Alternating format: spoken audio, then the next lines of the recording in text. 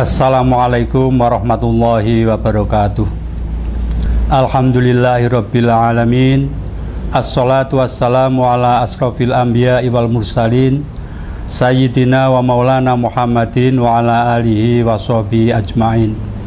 Asyhadu an la ilaha illallah wahdahu la syarikalah wa asyhadu anna Muhammadan abduhu wa rasuluhu la nabiyya ba'dah. Amma ba'd, fa ya ayyuhan nas ittaqullaha haqqa tuqatih wa la tamutunna illa wa antum muslimun. Hadirin para pemirsa jamaah yang dirahmati Allah, puji syukur kita panjatkan kehadirat Allah Subhanahu wa taala atas limpahan nikmatnya. Kesempatan ini kita masih diberikan kekuatan baik jasmani maupun rohani, dengan pertanda kita masih bisa melaksanakan ibadah Ramadan, dan mudah-mudahan amalan kita yang kita ikhtiari untuk dalam rangka mendekatkan diri kita kepada Allah ini diterima dan dicatat oleh Allah sebagai amal soleh. Yang kedua, sholawat serta salam semoga tetap tercurah kepada junjungan kita Nabi Agung Muhammad SAW, keluarga dan para sahabatnya. Para pendengar, para bapak, para ibu, jamaah muslim yang dirahmati Allah, sebagaimana kita pahami dan kita ketahui bahwa Allah mensyariatkan kita berpuasa yang tertera dalam surah Al-Baqarah ayat 183, yang saya kira para pemirsa sekalian sudah hafal dan memahaminya. Di antara misi tersebut adalah pada akhir ayat Allah mensyariatkan puasa ini adalah la'allakum tattaqun, agar kita sekalian menjadi orang-orang yang bertakwa. Kemudian pada ayat lain, rumusan orang-orang bertakwa itu ada pada surah Al-Imran ayat 113. Di antaranya ciri-ciri orang bertakwa adalah disebut pula pada akhir ayat tersebut adalah wal afina anin nas, memaafkan sesama manusia. Artinya, jika kita sudah berhasil melaksanakan puasa, tidak sekedar menahan lapar dan dahaga, tentu kita menjadi orang-orang yang mudah memaafkan orang lain. Para pendengar yang dirahmati Allah, untuk lebih jelasnya akan kami sampaikan kisah terkait dengan memaafkan sesama manusia ini. Pada tahun 1952, tepatnya pada tanggal 8 sampai 11 September tahun 1952 di Palembang terjadi muktamar ulama se-Indonesia. Muktamar ini diadakan dalam rangka keprihatinan para ulama menghadapi situasi di mana waktu itu paham komunis sudah amat sangat membahayakan bagi bangsa Indonesia. Untuk itu diprakarsai muktamar para ulama di Palembang tersebut pada tanggal 8 sampai 11 November 1952 itu, yang diketuai oleh Kiai Haji Isa Angsori. Beliau adalah dari unsur Masumi. Hadirin yang jamaah yang dirahmati Allah, tetapi kemudian ketika muktamar itu mendapatkan hasil yang berwujud fatwa ulama yang terdiri dari 3 macam, ulama mengfatwakan. Yang pertama, orang Muslim haram nikah dengan orang komunis, baik menikahi maupun dinikahi. Yang kedua, orang Muslim haram mewarisi dan diwarisi oleh orang-orang komunis. Dan yang ketiga, orang komunis apabila meninggal maka hukumnya haram dirawat seperti orang Muslim. Nah, dari 3 fatwa tersebut yang diputuskan oleh para ulama pada musyawarah tersebut, maka kemudian banyak pihak, utamanya yang dekat dengan pihak penguasa waktu itu, kemudian menghujat dan mencela, menghina habis-habisan. Bahkan Presiden pada peringatan proklamasi kemerdekaan tahun 1953, beliau mengatakan ulama-ulama yang tergabung di dalam musyawarah ulama di Palembang yang kemudian mengeluarkan 3 fatwa tersebut, mereka adalah orang-orang biadab, orang-orang amoral. Demikian kejinya waktu itu terhadap ulama-ulama kita. Walaupun kemudian fatwa itu dibenarkan, beberapa tahun kemudian, tahun 1965, kekhawatiran ulama itu betul-betul terjadi dengan meletusnya gerakan 30 September yang didalangi oleh PKI. Akibat dari musyawarah atau mereka yang mengikuti muktamar itu, tidak sedikit ulama kita yang kemudian tanpa melewati proses pengadilan, mereka ditangkap dan dijebloskan ke dalam penjara. Bukan hanya mereka menikmati dinginnya jeruji besi, tetapi di luar mereka dihujat habis-habisan oleh orang-orang yang memang tidak menyukai dengan fatwa tersebut. Sebab pada waktu itu ajaran yang paling adiluhung menurut sebagian besar bangsa Indonesia adalah ajaran Nasakom, nasionalis, agamis, dan komunis. Maka orang-orang yang anti komunis pada saat itu tentu kemudian menjadi musuh umum dan di mana-mana dihujat dan dihina oleh sebagian khalayak. Akan tetapi para pendengar, para pemirsa yang dirahmati Allah,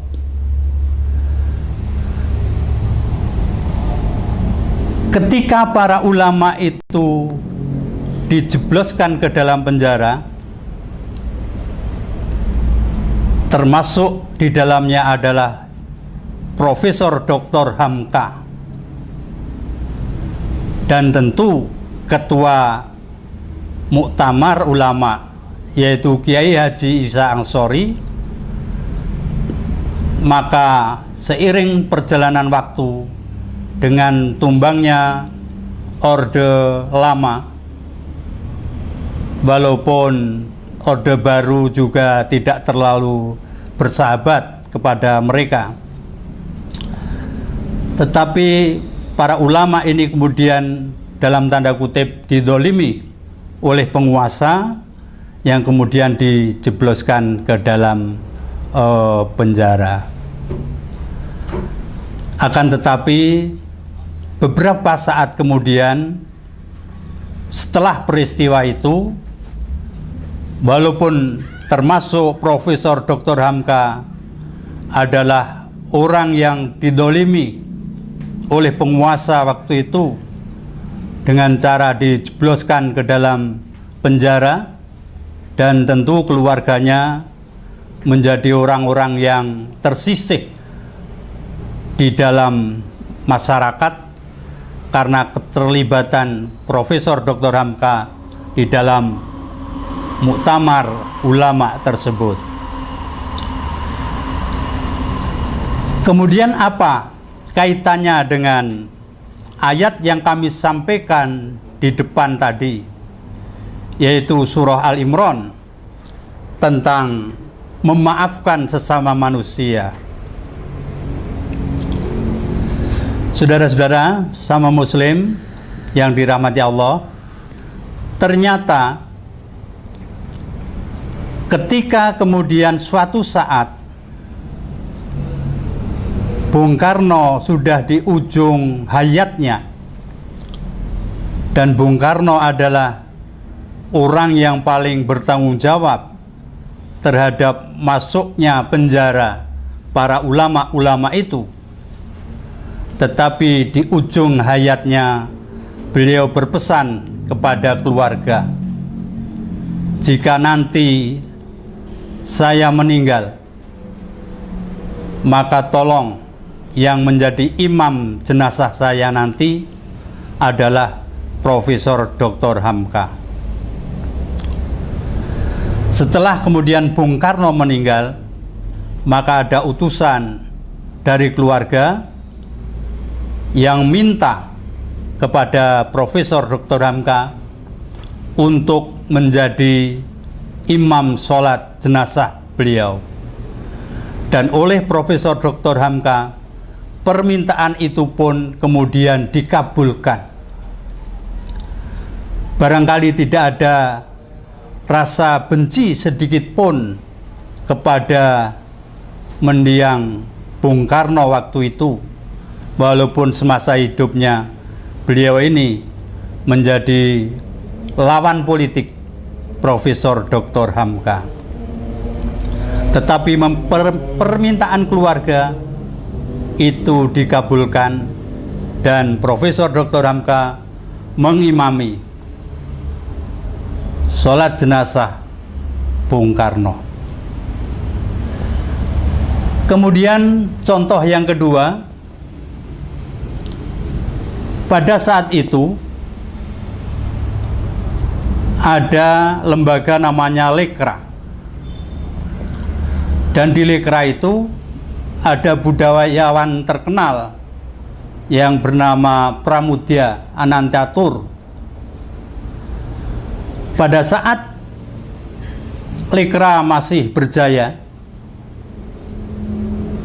Pramudya termasuk orang yang menghujat dan menghinakan Profesor Dr. Hamka dengan mengatakan bahwa hasil karya Profesor Dr. Hamka yang berjudul Di Bawah Lindungan Ka'bah adalah hasil plagiat dan lain sebagainya. Akan tetapi, saudara muslim yang dirahmati Allah, ketika pada suatu saat kemudian Pramudya ini mau menikahkan anaknya, maka kedua calon pengantin itu dikirimkanlah kepada Profesor Dr. Hamka untuk dibekali tentang ilmu keagamaan, tentunya agama Islam. Maka calon pengantin ini kemudian menghadap kepada Profesor Dr. Hamka dan mengaku bahwa dia adalah anak Pramudya, yang kemudian menjadi kagum bagi kita. Ternyata bagi Profesor Dr. Hamka, anak seorang musuh tidak dianggap musuh. Pada hakikatnya di dalam Islam itu memang tidak ada dosa warisan. Profesor Dr. Hamka memaafkan apa yang selama ini dikatakan oleh Pramudya, yaitu menghujat, menghina, dan lain sebagainya. Dengan bukti beliau mau mendidik dan kemudian membekali putra-putri Pramudya yang mau menikah tersebut. Tentu bukan hal yang ringan bagi manusia pada umumnya.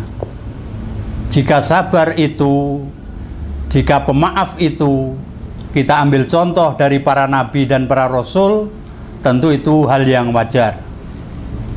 Jika pemaaf itu kita ambil contoh dari para sahabat nabi, sahabat rasul, tentu itu hal yang wajar. Tapi ini pemaaf yang kita ambil contoh dari manusia biasa, yaitu seorang Profesor Dr. Hamka. Betapa tentu kalau akan dinilai dosanya, baik kisah pertama maupun kedua, dan tentu kita punya hak untuk barangkali tidak memaafkan. Tetapi bagi seorang muslim, apalagi yang berbuat salah itu sudah meninggal dunia, tentu maaf itu haruslah kita berikan kepada mereka. Para pendengar yang dirahmati Allah, dua contoh itu, kisah yang pertama meninggalnya Bung Karno, dan yang kedua akan menikahkannya Pramudya, menjadi pelajaran bagi kita sekalian. Yang pertama, kepada yang sudah meninggal tentu harus kita ikhlaskan, termasuk dosa-dosanya, sebab tidak ada yang bisa menolong, memaafkan dosa orang yang meninggal jika itu salah dengan kita, kecuali maaf yang harus kita berikan. Yang kedua, contoh bagi kita, bolehlah kita tidak suka kepada bapaknya, tetapi tidak boleh kita membenci anaknya, siapapun, dan utamanya kepada kalangan pendidik. Mungkin kita kenal bapaknya orang yang betul-betul kita benci barangkali, tetapi ketika bertemu kepada anaknya, maka dosa bapaknya jangan disampirkan kepada anaknya, karena kita tidak tahu bagaimana nanti anak itu di kelak kemudian hari. Bisa juga tidak seperti bapaknya. Dalam sejarah tentu pernah kita dengar bahwa tokoh anti-Islam, anti Rasulullah pada zaman Rasulullah, yaitu Abu Jahal, ternyata beliau punya anak yang namanya Ikrimah. Bapaknya tokoh kafir dan menentang Islam, bukan hanya dengan kata-kata, tetapi harta benda dan jabatannya semuanya dikerahkan untuk memusuhi Islam. Tetapi atas lemah lembutnya Rasulullah, anak beliau, anak Abu Jahal, ternyata menjadi panglima perang Islam dan juga membela Islam mati-matian. Barangkali apa yang ada di dalam hati Profesor Dr. Hamka, bolehlah dia tidak suka kepada Pramudya, tetapi beliau harus mengasihi anak-anaknya yang tidak tahu dosa bapaknya. Para pemirsa yang dirahmati Allah, pada era seperti sekarang ini, memaafkan adalah bagian penting dimana jangankan kita ini sudah tahu orang berbuat salah, lawang belum tentu berbuat salah dan belum tentu salah saja. Zaman seperti sekarang ini sudah banyak orang yang dicurigai. Ini karena tipisnya rasa memaafkan kepada sesama manusia. Maka sekali lagi, misi puasa kita ini adalah wal afina anin nas, memaafkan sesama manusia siapapun itu. Kadang-kadang di dalam kehidupan berkeluarga, suami bisa punya salah, istri juga bisa punya salah. Tetapi sekali lagi, kalau ada salah satu yang berbuat salah, baik suami maupun istri, maka jangan pakai kata-kata kasar, misalnya dengan mengatakan goblok dan lain sebagainya. Ketahuilah, kalau seorang suami mengatakan istrinya goblok, maka sebetulnya suaminya lebih goblok, karena suaminya milih istri, kok istri yang goblok. Artinya dosanya itu kembali kepada dirinya sendiri. Maka sekali lagi, agar puasa kita ini tidak sekedar lapar dan dahaga, marilah kita terus belajar memaafkan sesama manusia, sebagaimana yang dicontohkan oleh Profesor Dr. Hamka pada kasus beliau terhadap dua tokoh lawan politiknya, yaitu Bung Karno dan Pramudya Anantatur. Saya kira demikian yang dapat kami sampaikan pada kajian sore kesempatan ini. Ada kurang lebihnya kami mohon maaf. Mudah-mudahan Allah Subhanahu wa Ta'ala melimpahi kita sekalian kesabaran, sehingga bisa menjadi orang yang mudah memaafkan kepada sesama manusia. Billahi taufiq wal hidayah. Assalamualaikum warahmatullahi wabarakatuh.